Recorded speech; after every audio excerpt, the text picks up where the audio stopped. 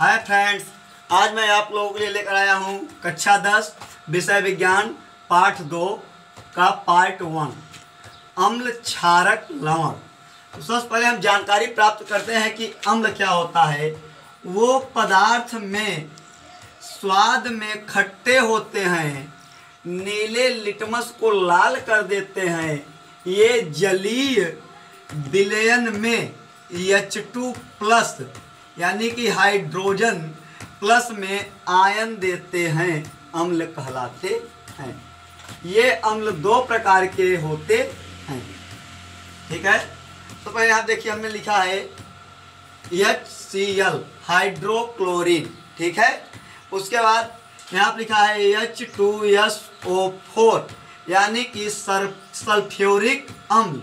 ठीक है, अब यहाँ पे हमने लिखा है CH3COOH यानी कि एसिट्रिक अम्ल। और यहाँ पे हमने लिखा है सिट्रिक अम्ल। आप लोग जानते हैं कि सिट्रिक अम्ल क्या होता है। सब लोग नींबू को जानते होंगे। नींबू जो होता है वो क्या होता है, उसमें सिट्रिक अम्ल पाया जाता है।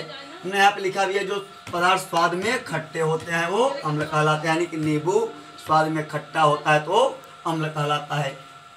हमने यहाँ बताया कि ये दो प्रकार के होते हैं। नंबर 1 सांद्र अम्ल, जिसमें अम्ल अधिक मात्रा में और जल कम मात्रा में होता है, सांद्र अम्ल कहलाता है। अर्थात सांद्र अम्ल जिसमें खट्टापन अधिक हो और जल की मात्रा यानी पानी की मात्रा कम हो, वह सांद्र अम्ल कहलाते हैं। नंबर 2 है तंतु अम्ल, जिसमें जल अधिक मात्रा में और अम्ल कम मात्रा में होता है, तंतु अम्ल कहलाता है। अर्थात जिसमें पानी की मात्रा अधिक हो और अम्ल की मात्रा कम होती है, उसको हम लोग तंतु अम्ल कहते हैं। नंबर 2 पे है क्षारक। क्षारक स्वाद में कड़वे होते हैं। ये लाल लिटमस को नीले में बदल देते हैं। विलयन OH- यानी कि हाइड्रोजन को माइनस में कर देते हैं। ठीक है, हाइड्रोजन को माइनस में आयन देते हैं, यह क्षारक कहलाते हैं। हमने यहाँ देखिए मैं उदाहरण लिख दिया हूँ NaOH, अर्थात इसका अर्थ क्या हुआ, NOAH सोडियम हाइड्रोक्साइड। ठीक है, यहाँ पे हमने लिखा है KON यानी कि पोटेशियम ऑक्साइड। यहाँ पे हमने लिखा है NH4OH यानी कि मैग्नीशियम हाइड्रोजन ऑक्साइड। ठीक है, अब हम बात करेंगे क्षार। कभी कभी बच्चे जब बैठते हैं एग्जाम में क्षार और क्षारक, उनको नहीं समझ आता कि क्षारक की परिभाषा लिखना है कि क्षारक की। तो बेटा भैया बच्चों, क्षार अलग होता है और क्षारक अलग होता है। हम बताएंगे क्षार, जल में घुलनशील क्षारक को क्षार कहते हैं। एक बार पुनः, जल में घुलनशील क्षारक को क्षार कहते हैं। जैसे देखिए हमने यहाँ पे लिखा हुआ है NaOH सोडियम हाइड्रोक्साइड, अर्थात साबुन। आप लोग जानते होंगे क्या, साबुन।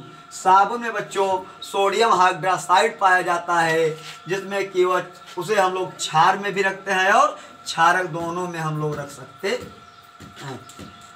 अब हम जैसे अब बता चुके अम्ल क्षारक, अब यहाँ बात है सूचक। ठीक है, तो सबसे पहले हम लोग जानकारी प्राप्त करना होता है कि मान लीजिए कि यह अम्ल है। रसायन की में अगर देखा जाए तो किसी भी रासायनिक तत्व को न तो छूना चाहिए, न तो उसका स्वाद टेस्ट करना चाहिए। इससे क्या होता है कि हमको नुकसान हो सकता है। इसलिए यह सूचक ऐसा पदार्थ है, सूचक बनाया गया ताकि सूचक के माध्यम से हम लोग पता कर सकें कि कौन सा पदार्थ अम्ल है और कौन सा पदार्थ क्षारक है, कौन सा पदार्थ लवण है, कौन सा पदार्थ क्षार है। तो हम बताएंगे सूचक। सूचक किसी दिए गए विलयन में अम्ल या क्षारक की उपस्थिति दर्शाता है। इनका रंग या गंध अम्लीय व क्षारक माध्यम में बदल जाता है।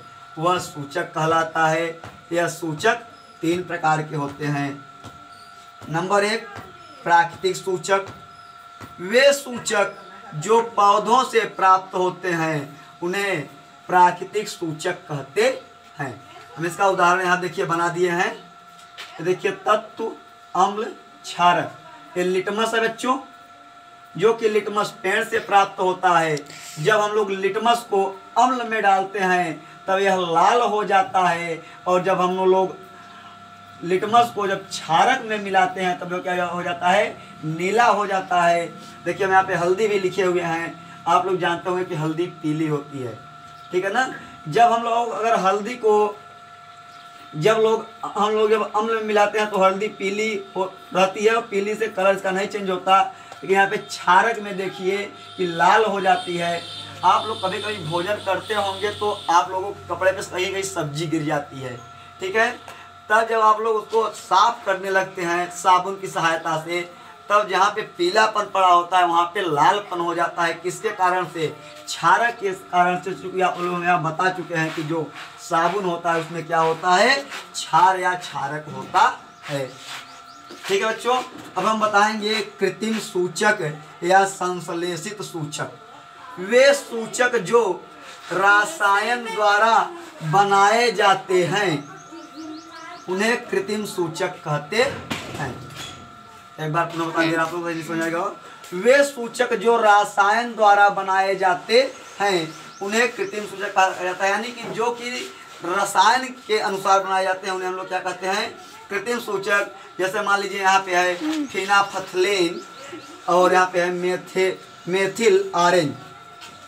जब हम लोग फिनाफथलेन को जब हम लोग अम्ल में डालते हैं, किसमें, अम्ल में, तब यह पानी की तरह यानी कि रंगहीन होता है। यहाँ डाल लिख दे रहे हैं हम, पानी की तरह।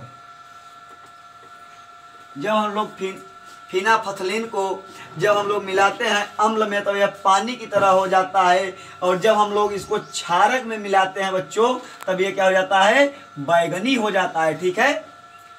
दूसरा है मेथिल ऑरेंज।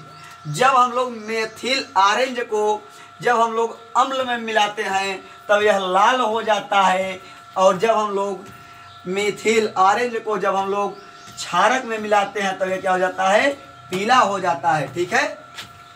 अब हम बात करेंगे गंधीय सूचक, ठीक है ना। गंधीय सूचक जिन पदार्थों की गंध अम्लीय या क्षारक माध्यम में बदला जाता है उसे गंधीय सूचक कहते हैं। जैसे आप देखिए बता दिया वैलिना, आप लोग जानते हो क्या है, आइसक्रीम आप लोग जानते होंगे।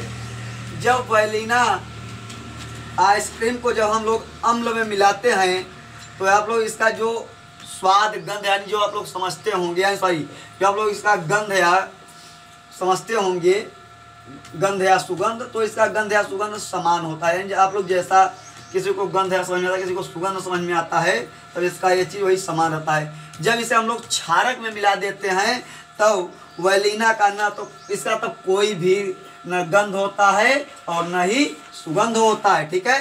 यहाँ हमने लिखा है लौंग का तेल। जब लौंग के तेल को जब हम लोग अम्ल में मिलाते हैं तब जो इसका गंध या सुगंध होता है सेम टू सेम यानी बराबर वही होता है, जैसे आप लोग समझते होंगे वैसा ही होता है। जब इसको क्षारक में मिला दिया जाता है तब यह क्या हो जाता है, इसमें कोई भी गंध या सुगंध नहीं होता है। यहाँ देखिए हमने लिखा है प्याज का रस। आप लोग प्याज देखे होंगे, सब यहाँ मौजूद होती है। जब प्याज को अम्ल के साथ मिलाया जाता है तब जो इसका गंध या सुगंध होता है वो क्या होता है, तीक्ष्ण गंध होता है, यानी कि अधिक गंध हो जाता है।